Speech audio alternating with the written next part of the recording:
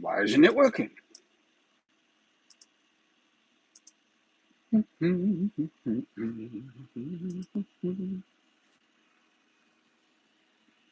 Oh, good morning, everybody. I was trying to come up with a clever little song. Let me just play it because I liked it, right? By Rec Records, this is The Truth, the instrumental, or like I like to call it, the shocking truth as I see it today. Welcome, come on in, everybody. Welcome, come on in. Let me close this down now. Special shout out again to EPMD, Danger Zone and The Truth. Thank you for letting me use this instrumental of yours. Poof, be gone. Okay, listen, folks, how are you all this morning?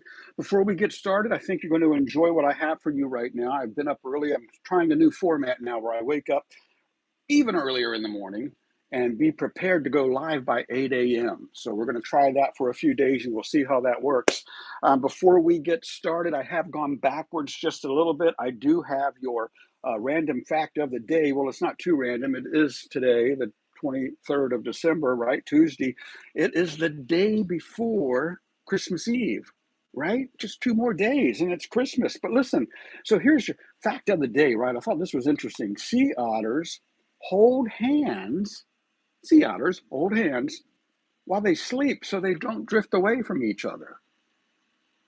And they call that like a group of anything, a gaggle of geese. Well, you know what a group of sea otters are called? They're called a raft.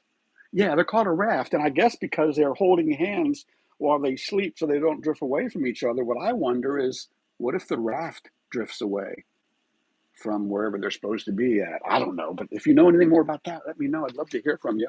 Also, I have your quote of the day, and today's quote of the day comes from Napoleon Hill, and you'll find that Napoleon, he was an American author and self-help guide.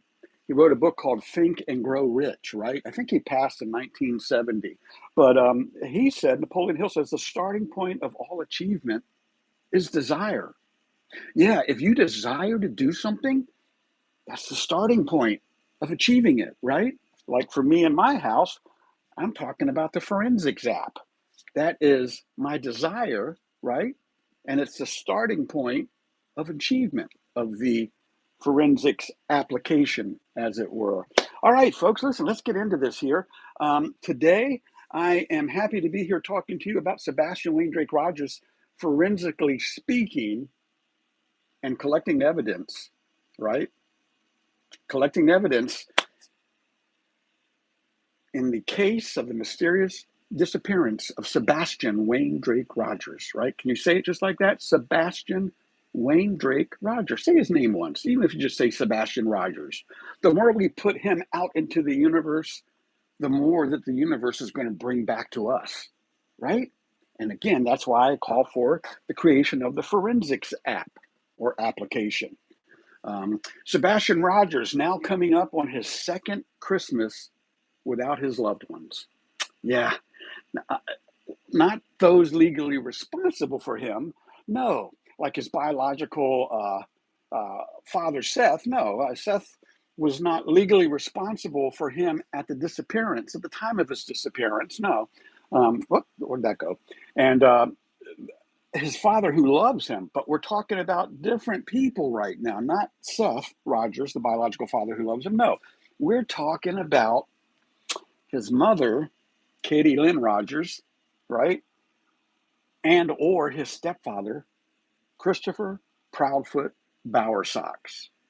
Yeah, you know, I heard Chris didn't take his own last name. He chose another name. He didn't like the Bowersox name. I don't know what that's about, but somebody out there does know, so let us know. And those who seemingly avoid all of us who are still trying to find young Sebastian Wayne Drake Rogers, right? Who vanished without a trace from Hendersonville, Tennessee. Actually vanished right outside of the Texas Roadhouse Steakhouse, if you ask me. Of course, you're not asking me, I'm telling you. But that's where he was last seen alive, right? They say, well, there's no video evidence of him coming out of the house on Stafford Lane.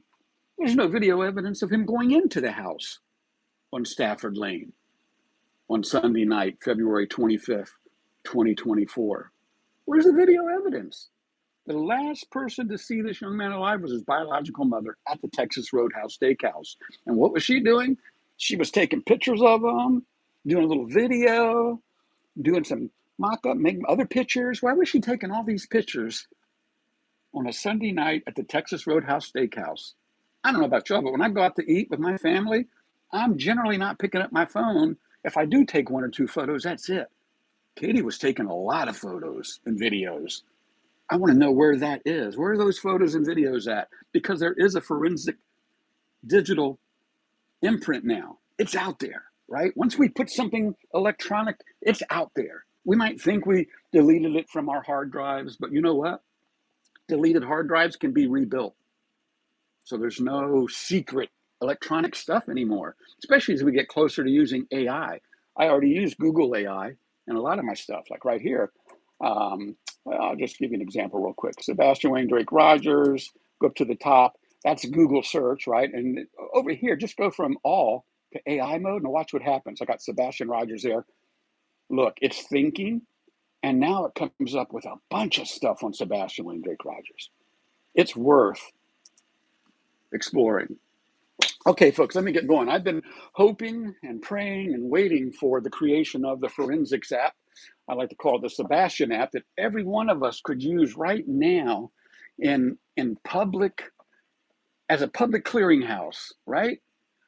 Of photos, tips, history, and any and all relevant facts and suspicions. This app would absolutely aid law enforcement in solving this and many more cases similar to this one. And that may, I'm reading down. I'm reading from there and here. You got it, right? I'm just going to read the dang thing. I'm just making too much of this effort here. I've been hoping and praying and waiting for the creation of an app that every one of us could use to be the public clearinghouse of photos, tips, history, and all relevant information, facts, and suspicions in breaking this case wide open. This app would aid loss prevention, law enforcement in solving this and many more cases just like this one and many others.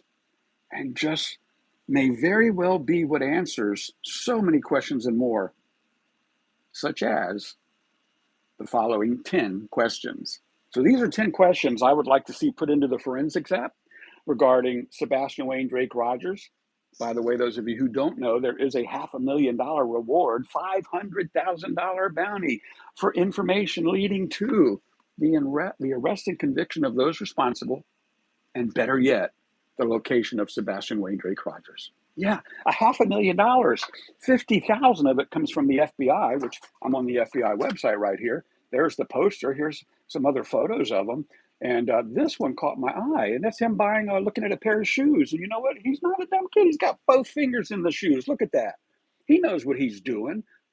I don't believe for a second that whoever took the photo said, put your fingers in the shoes and hold them cleverly like that.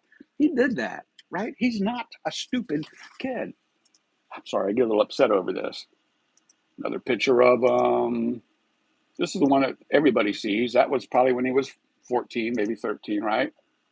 But this young man is out there somewhere, folks. So keep your eyes open. Again, another reason for the app, right? Let's talk about it. The 10 questions I would like to see answered or information input into the forensics app that might break this case wide open, right? You never know. You never know. Something you think about right now might be what breaks the case because nobody else thought about it. Like me looking at that phone in Katie's hands at the Texas Roadhouse Steakhouse.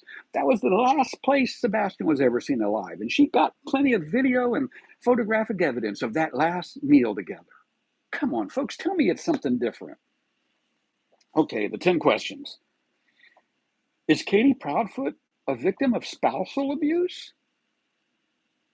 Did Chris, and these are just hypothetical queries, right? I don't know why the word query came up when I thought of Chris, but anyways, was Katie a victim of spousal abuse? Did Chris give her an ultimatum? It's either him or her son? And which would she choose? I'm afraid we might know already. Question number 2 that I'd like to see answered in the forensics app.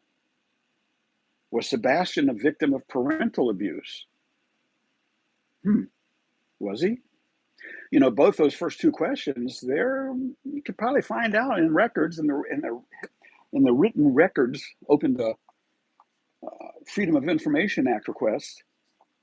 I wonder what the criminal record of Chris Proudfoot was. Question number 3, was Chris Proudfoot a victim of parental abuse, so far causing him 5 failed marriages and parenting concerns? Some of you say he's already failed 4 marriages and he's in his 5th now. He hadn't failed it yet. But come on, he lost his stepson on his watch.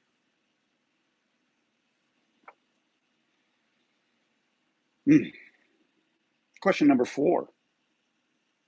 Where are those photos and videos that Katie took of Sebastian on Sunday evening at the Texas Roadhouse Steakhouse in Hendersonville, Tennessee? And I have it written down here again. There is a digital footprint waiting to be forensically discovered by law enforcement and or us, the online community, right?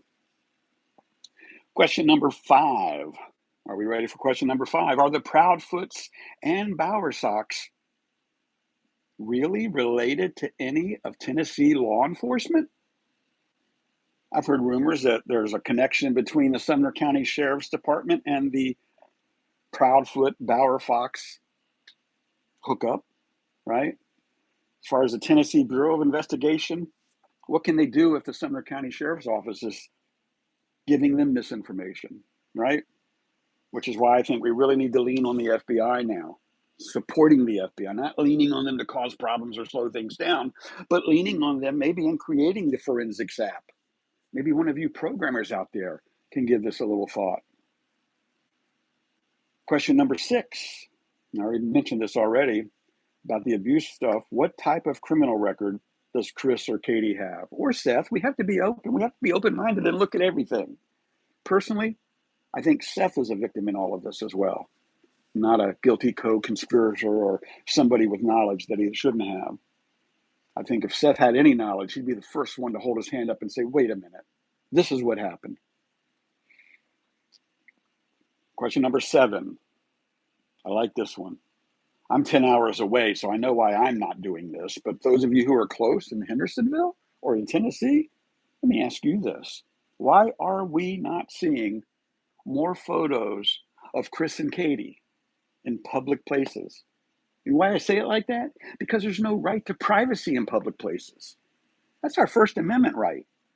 If your eyes can see it in public, you can record it. You can take pictures of it.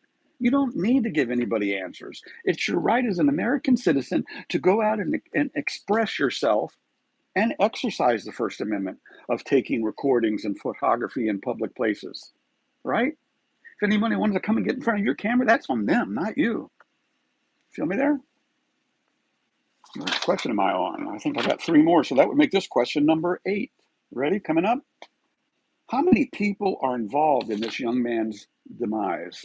And I hesitantly wanted to use that word, but he is no longer living on Stafford Lane. We don't know what happened to him. How many people are now involved, not from that night, not directly involved in having him vanish, right? But maybe you're a brother, sister, friend, relative, aunt, uncle, niece, nephew, and you know more than we know, right? Wow, you could get that $500,000 reward for yourself if you chose. Why don't you choose? Question number 9. Aside from a new app, what other things can be done to discover what really happened to Sebastian Wayne Drake Rogers? Where he remains and who is responsible now at every level with knowledge, because they will be held, you will be held just as accountable to the fullest extent of the law. Yeah, even if you just overheard it in the house, on the phone, at a dinner, out in the backyard, or whatever, even if you just heard somebody say, he's guilty, she's guilty, they did it, those people did it, whoever, if you have knowledge, and you don't let the FBI know, let this serve as your warning sign. You just were warned. Okay, and question number 10. I'm not sure about Tennessee law. I didn't take the time to look it up. So let me ask you, the viewer, this. Not sure if Tennessee has a death penalty, but could this be a death penalty case or life imprisonment due to the amount of time wasted, resources wasted, and misdirection by those responsible as the evidence continues to pile up? And listen, folks, the evidence is piling up. Now, I don't know everything about anything. I used to say this a lot my whole lifetime. Some of you heard me say that. I don't know everything about anything, but I do know a lot about a lot of things. Yep. And the question remains, what do you know about what happened to Sebastian Rogers? Who will be the first person to speak up? Time will tell. Like I say, it always does. Right, Chris? Right, Katie? Right, Seth? Right? Right, Tennessee law enforcement? Time will tell. It always does. No footprints of him leaving the house, no signs of forced entry, no scent trail, no video evidence of him leaving or going into the home. Last seen alive publicly at the Texas Roadhouse Steakhouse there in Hendersonville, Tennessee. Listen, folks, I want to give a special shout out to Crime Veil New from 8 days ago. Let's see if I can pull this video up for you, just so you get an idea what I'd like you to go look at, if you will. That's not it. That's not it. Okay, where did it go? I'm just going to do this. This is what I was going to recommend you do. Type in, where did it go? Type in SHOCKING, shocking, a kidnapping planned by Chris Proudfoot.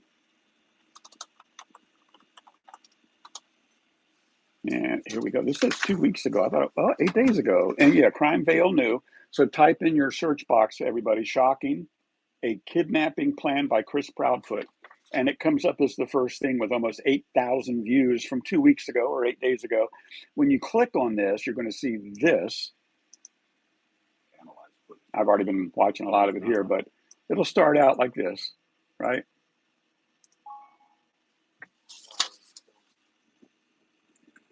No way to put how this actually feels. And anybody that can, I don't see how. It is mind blowing at the same time that it's been a year. 2 years now.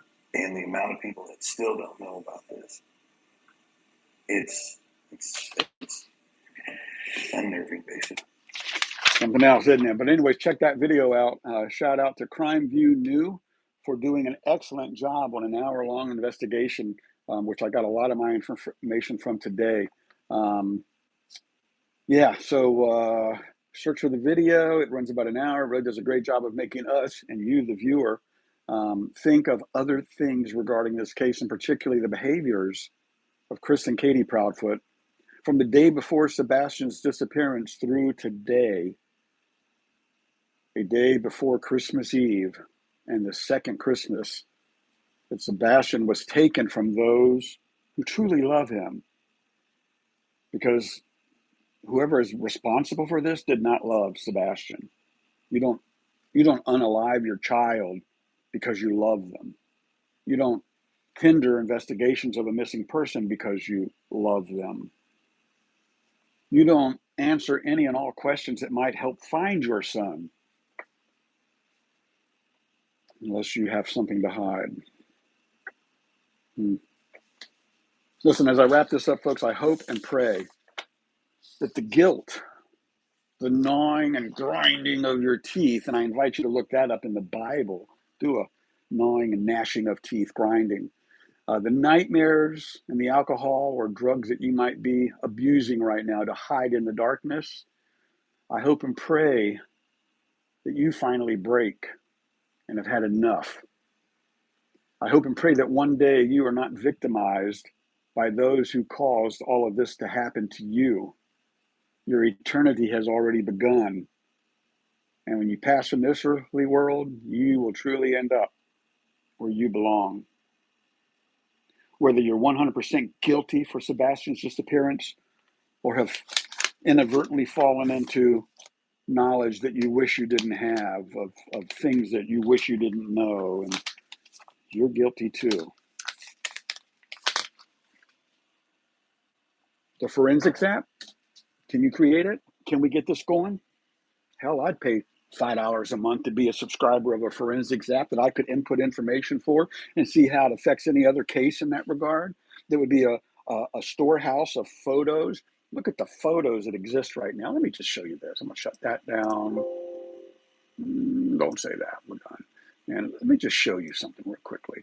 So I type in the search box, Sebastian Rogers, right? And I want to see particularly what I want to see. Let's close that out. Are photos. So I click on Sebastian Rogers, and over here, instead of AI mode, I'm on all. I'm going to go to images. Look how many of these images are the same. It's like we have the same 6 or 7 images for the last 2 years. Now, granted, he's missing, right? Look, somebody drew him. But where's other photos of him?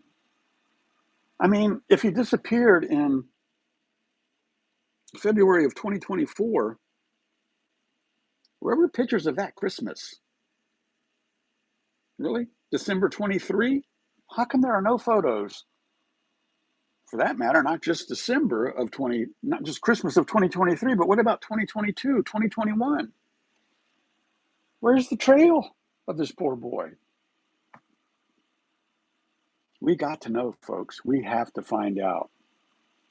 Again, you have my continued commitment to Tuesday, along with a lot of other people out here on social media, with Jen Coffindaffer, the FBI, Break the Case. There's all kinds. JLR Investigates. We got Betty the Bullhorn. We got Dolly here in the Chesapeake area, the 757. There are so many people out there trying to find this young man. Look, there's a better image of that picture with the tennis shoes. Can I get that large? Those are nice shoes. That's the first time I've seen the full image, right? This information should all be, what's this one say? Should all be held in one place. Life is too far to walk alone. You can't do it on your own. It's like bare hands digging through stone. And if things go down much deeper, even money won't. He loved playing with snakes and had a dog or two, and who knows where they're at now. People gonna be okay. Say a prayer if you do nothing else today, folks. Say a prayer, because there's power in prayer. Say a prayer that we find him today, tomorrow, Christmas Eve. What a beautiful gift to find him Christmas morning, right? High five and out I am. SubaruSteve in the 757. Wishing you and yours a blessed and protected holiday.